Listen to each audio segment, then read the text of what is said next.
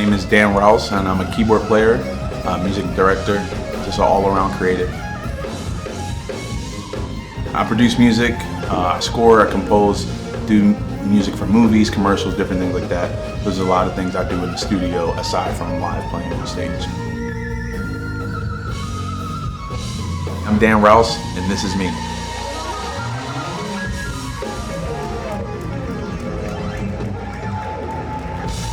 Dan the musician is pretty much somebody who grew up in church playing drums, really was surrounded by music all around. My family was in music, my mom and I, my uncles, everybody pretty much, and who started off pretty much, like I said, in church, got some training from school to kind of learn what I was doing, moved over to keys, and now I'm a full-time keyboard player actually.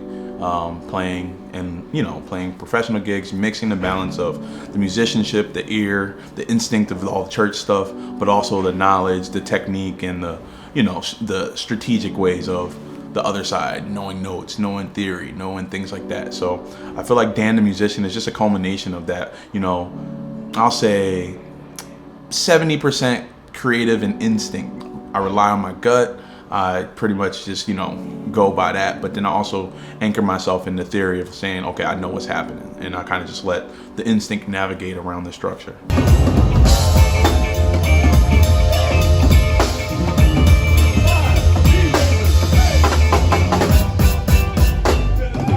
One of the ways I definitely know I need to improve is my playing. Because I grew up in church, it was never any formal training for me in how to hold my hands. I literally started playing keys because the keyboard player came to church one day. My mom was like, you got to get off drums and go on keys, because me, my brother, and my cousin were all trying to switch off on drums at the same time. So it was just like that. I didn't have this is how, so even to this day, I know the notes, I know what my ear is telling me, I know what I'm trying to play, and sometimes my fingers are like, what's that? So I always try to, take that time even now to work on my technique, get better at that, make a smoother translation from what's happening in my head and happening in my hands. Because man, when I could do what my head is telling me, that's when I'm my best. That's when I'm like, yes, I was thinking that, and I did it. So yeah, that's it. Yeah, it's like, dang, I know what I want to do. So just, that's my main focus right now, using technique, and not always just to do what I want, but just to preserve my hands. Like, I had to do 3 months of physical therapy this year because I just been overplaying with one of the artists I was, working with at the time. And I just kind of, needed to say, the doctor's like, yo, the way you're holding your hands is part of you're straining. So that's something that I definitely want to work on. So yeah, self-taught, just figured it out in church.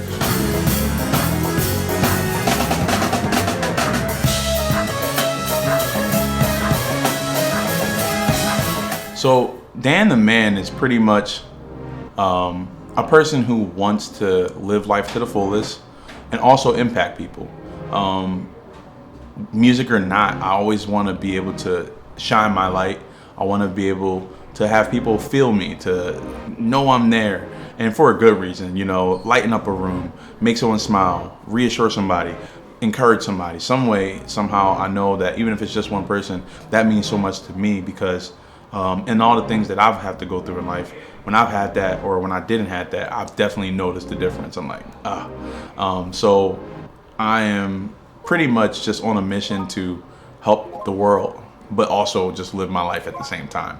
So I try to find these little nooks and crannies of where I can do both of them at the same time.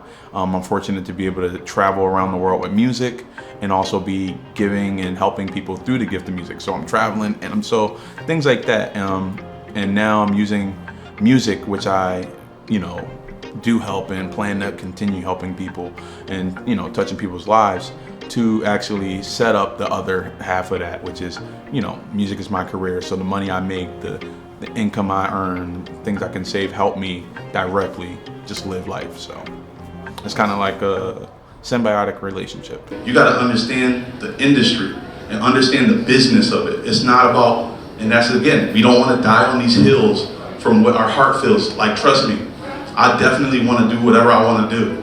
But when I'm in a constraint of a structure, unless I create something else, this is what I'm talking about. And until you create something else, You gotta go by this. So I have so many keyboards, it's hard to say what my go-to is. Right now, I say the Modi X7, the Yamaha Modi X7. The reason is because it's the little brother of the top of the line keyboard, the Montage. So it has all the bells and whistles you need. It's light though. It's like a compact version. So for me and my local gigs, things I'm doing like that, I'll use it definitely for that. Right now I'm using the CK as well, which is also like a super lightweight portable board, but still has a lot of the functions. So kind of where I'm at, that'll depend, on which board I need to use. So when I'm on tour, I'm using the big boys. I'm using the Montage. I'm using Yamaha Montage M, all the top of the line, because again, I'm not paying for it and it's their money. Otherwise, that would probably be my go-to because it is the best, but they're expensive. But yeah, I kind of use that because I don't got to lift them up. I don't got to put them on the stand. I just show up and play. But for when I'm doing more, local gigs and I'm setting up my own gear, I like to have something that can just not limit me for what I'm trying to do, but also like save some muscle energy and some, back pain. Yeah, yeah. Ba-dum-bum. Hey, come on. Ba-dum-bum. Ba-dum-bum. Yep. That's him right here. Hey! I feel like if there was any band I could be in, it's a lot. I would see myself, I feel like I could have a really good fit and also have a really good area to navigate and push the envelope. That's what I'm really big on. Something that can be not something I can fit in, but I can also like set the mold and have people kind of say, oh, what's that? So Earth, Wind and Fire, they play really, really amazing music, as you already know, but what they also did is they had some stuff that was like out there, like you listen and it was like, oh, they're exploring. And that's what I think music is. Like when we start regurgitating stuff, when we start doing pretty much glorified karaoke, it loses its effect. And Earth, Wind and Fire was always like, okay, what's new? Let's try to do something. Like they were setting the tone there. So in that way, I feel like I would like to be a part of something that is also, that's great, but also something that's, conducive to me trying to give input and introduce some new musical sounds. And that, if it was one more honorable mention, probably Snarky Puppy. Yeah, I mean, just what they do is like, for a while I was hearing music and I was hearing it in my head and I didn't have nothing recorded on, and I was just like, and I heard Snarky Puppy and I was like, wait, this is what I hear. Like, this is the type of music, and I love tons of music, but like, I was like, this is definitely like my lane. Like, this is my type of thing. So I just always kind of like, was listening to their stuff when I first started, when I first got an iPhone, which is not too long ago. But when I got iTunes and was able to like listen to music and stuff, I was just like, yeah, Snarky. I had about 3 albums, but Snarky Puppy was one of them. And just kind of like the space they have for keyboard players and synths and stuff like that. I think that works really well with me. And then also just being super musical, they're the band. It's not like I'm playing, the reason why I haven't said like I want to play for Ariana Grande. Like, I love her music. I think I would do really well there. Is because with her being an artist, you always are going to be limited when you're creative things. So both of the groups that I've chosen are like more musical bands that have singing elements and other elements, but primarily they're known for their instrumentalists. It's a room full of talent. God bless y'all. Thank you so much for saying that. And Dan, this is beautiful. This is beautiful. This is beautiful that you share this platform like that. It's our community. Yo, it's gorgeous. We all family here, so. And it makes sense. Now it makes sense how and why we connected. You know what I mean? I'm not a musician that just wants to sit there and play the music. Yeah, when I'm working, I have to be a professional and do what that's required. But I wholeheartedly believe that you're cutting the effect of and the impact of what music can offer by simply just doing that. It's like music is a conversation, and if I'm talking to you and you're not talking back to me, then we can't move anywhere in the conversation. Your response to what I'm saying is going to take the conversation left or right. And when you're just reading sheet music, it's like opening the book and you're reading. That's not a conversation. That's not dialogue. So it's actually not serving what the purpose of music is actually communication. Even back into the early days, music was used as a method of communication. So when we listen to music, we're communicating by listening, but we're also responding back to it. Just picking up some music and some sheets and some charts and stuff, it's definitely part of it, you know. It's part of understanding, like for example, understanding English language. You got to know how to talk, you got to know how to read, and you got to know how to hear it. And those all three of those things working together is what's actually understanding how to be fluent in English.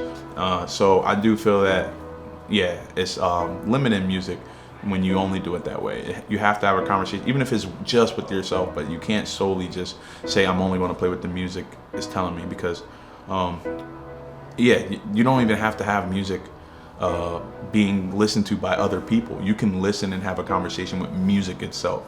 You know, a ton of people practice all day, and you know, they have different ideas that come up. That's because they're listening to what it's like, it's just, you know, you can play by yourself and just still be having a conversation with the things you're playing and move and be off of that. My name is Dan Rouse. Woo! Let's go, Dan.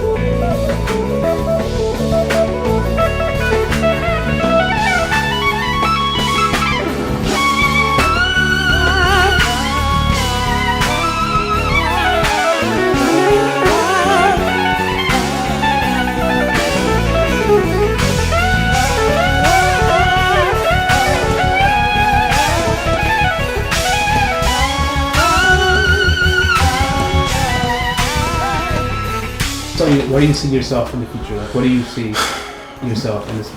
This is a good question, especially right now. Like, literally, I'm already in the next phase of my life that I, you know, have been thinking about, that I had planned for the next year. It's just starting a little earlier. So it's important because what I'm doing now, I feel like it's going to set me up for my future. I'm going to take a full year to just be creative. Not going to work. I'm not going to play music for money. I'm just going to do things that are true to me, that are deep in my heart, projects that I've sat on, things that I've waited for the funds for. I've been saving for all these years. It's like, you know, if I can't get the budget, if I can't get the fund, I'm gonna save and do it myself. This is that year where I'm gonna do all of those things. I hope, I pray, what the goal is to say, this year sets me up to be able to really show people a new form of music, a new style of music, new interpretation of music, a new experience with me. I feel like we're limiting ourselves in our actual experience with music. It has so much more to offer, and we have so much more we can do with it. It's like, you know, it's like having eggs, but you only make scrambled eggs. Like, you know, you can bake a cake with that. You know, you can make a roux. You know, you can, you know, so many different things.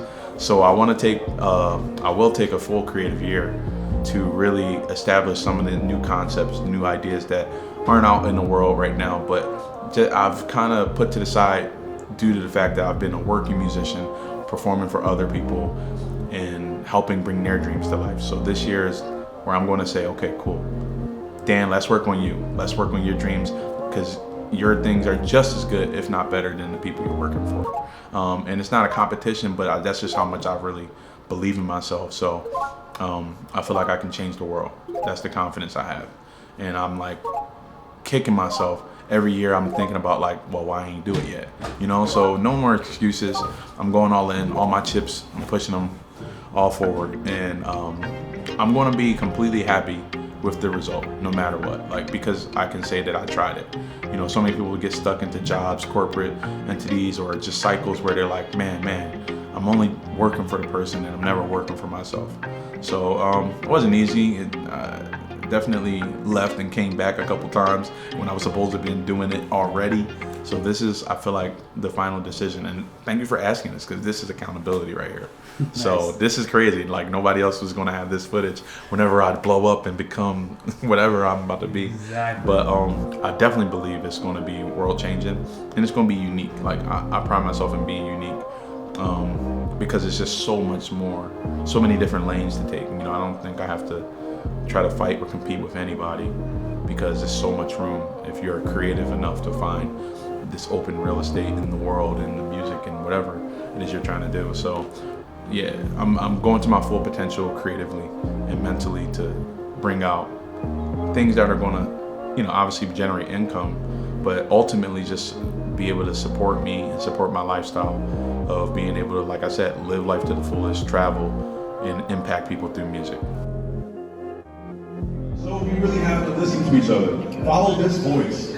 Follow this voice wherever you are in the room. Thanks, y'all. This is really helping. This is Dan Rouse, and you're watching AMP TV Network. Oh, that was good.